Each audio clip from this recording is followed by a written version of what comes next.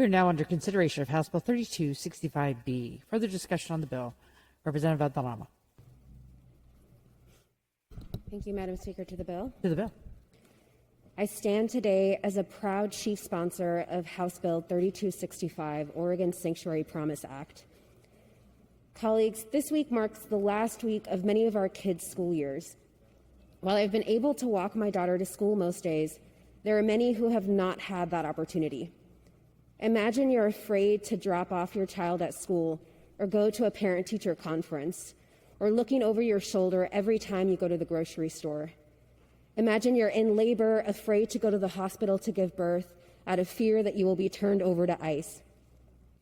Imagine you live in a neighborhood that is burning down in a wildfire, but are afraid to seek shelter because if you do, local law enforcement will turn you over to federal immigration authorities. This is the everyday life for thousands of Oregonians, friends, neighbors, coworkers, and others in our communities whose race or immigration status puts them at risk for discrimination and potential deportation, constant fear of showing up as who they are. With the vagueness of ORS 1818.820 and widespread community reports of local law enforcement providing information and assistance to federal immigration authorities, Oregonians live in fear that any local institution might target them based on their race or on an assumption about their immigration status, leading to potential detention, deportation, and forced family separation.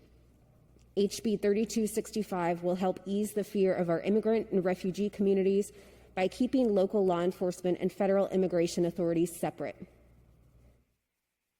Do you know what it's like to have someone ripped away from your family because of their immigration status?